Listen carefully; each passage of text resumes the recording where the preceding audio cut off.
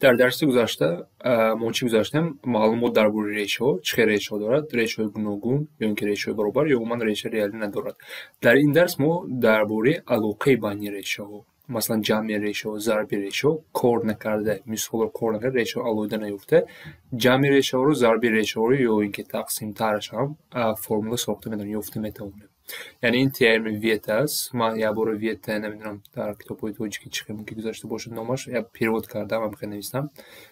این عالم ایتالیایی است. همین علاقه رو یعنی پیش‌وی هم یافتگی بودن. این همچون وقت چه میگم پیشنهاد کرده نام خودش رو موند. یکی علاقه بین ریشه همه میدونید پیش از ویت چی میگه؟ مثلا یکم علاقه این مثلا جمع آنها به چی برابر است؟ چرا که می‌دونیم مدل کواdraتی همش به کوفیشنت ها وابسته است. کوفیشنت x کوادرات، کوفیشنت x و عددی که به x ندارد با آنها وابسته است که از این فرمول ما کار میکنیم. یکم ویت چی میگه؟ جمع ریشه رو ما یافته میتونیم ارزیابی کوفیشنت به کار کردن. چیکار میکنیم؟ از روی همین فرمول اثبات کرده میشود.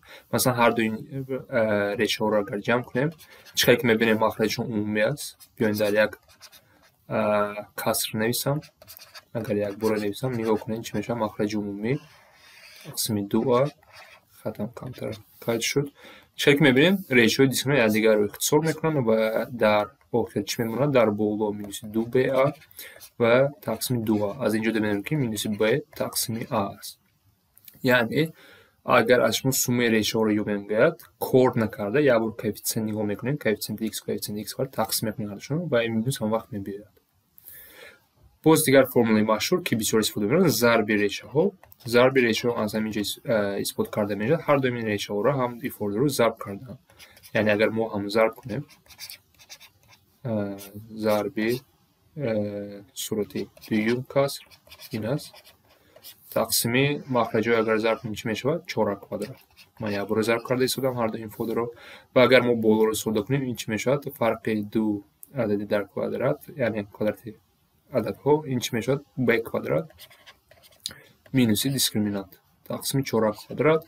از اینجا دیسکریمینانت چی بود؟ b کوادرات مینوس 4ac. یعنی اگر پرو نویسیم اینجا مینوس باید دقت کنیم. b کوادرات مینوس 4ac تقسیم 4 کوادرات و در آخر چی میماند؟ اگر قوس رو بشوییم b کوادرات مینوس b کوادرات جمع 4ac تقسیم 4 کوادرات. از اینجا b کوادرات رو اختصار میشن و در آخر چی میماند؟ 4ac تقسیم 4 کوادرات. اینها رو ما اختصار کرده میتونیم. 4 و 4 میرود a و 1 کوادرات a میرود و در آخر چی میماند؟ c تقسیم a. یعنی ضرب ریشه ها با c تقسیم a برابر است. یا برای کوفیشنت مدل نگاه میکنم و آنها رو کار میکنم. این دو فرمول مهم است، مشهور است هم دیگه بسیار میپرسند در سوال ها.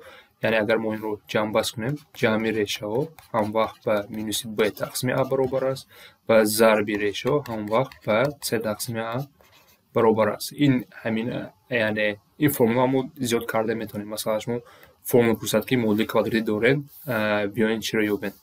مثلا بیاد که فرمول با این یابین یا تقسیم x1 جمع تقسیم x2 این فرمول چه کار کرده میشه؟ مثلا اگر ما این فود رو ساده کنیم در مخرج رو میگردیم در صورت x1 جمع x2 میشود در پایان ضرب ریشه ها و از اینجا ما میدونیم که جمع حوض کار کردیم جمع ریشه ها به چی برابر است؟ مینوس b تقسیم a و ضرب ریشه ها به چه؟ c تقسیم a.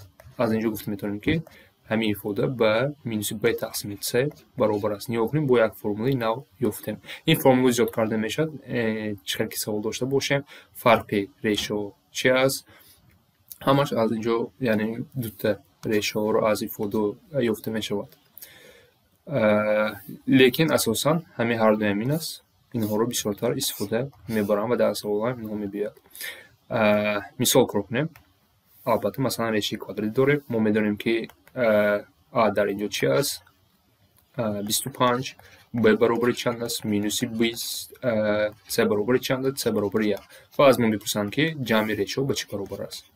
یا کار نکرده ما یه بار گفته میدونیم که این مینوس b تقسیم a مینوس هم وقت میاد از جهت فرمول مینوس b موچی به مینوس 20 برابر است А موچید با 25 و از اینجا مینوس مینوس پلوس میشد 20 تقسیم 25. اگر این رو ساده کنیم ما با 5 تقسیم کنیم 4 تقسیم 5 میشد. سومی ریشو با 4 تقسیم 5. یعنی ریشه ها رو نیفته ما کار کردیم عباره ضربش رو اگر پرسید عباره ما میدونیم فرمولش باید 3 تقسیم برابر است و 3 با چی برابر است 1 برابر است تقسیم 25 ضرب ریشه ها رو میفتیم ریشه ها رو نیفته کار کردیم عباره این همین است تئورم ویت. یک بار سوال دیگر کار کنیم مثلا در اینجا سوالی واسه کنیم در اینجا سومه کوادرات های ریشه ها رو یابیم میکنیم لیکن ما چی داریم دو فرمولا داریم همه x1 جمع x2 مینوس b تقسیم a و ضرب آنها و 3 تقسیم a برابر است. بیایید از روی همین فرمولا این کوادرات رو یابیم. اگر ما دانسته باشیم a کوادرات جمع b کوادرات که با این مول واسطه ندارد مثلا چه نوشته میشد a جمع b در کوادرات مینوس 2ab ممکن نوشته میتونیم همین قاعده رو استفاده برده ما میتونیم نویسیم x1 کوادرات جمع x2 کوادرات برابر است به سومه x1 و x2 در کوادرات مینوس 2x1 ضرب x2 نیا کنید چه شد همین چی به جمع کوادرات ها و ضرب دو ضرب ریشه ها برابر است.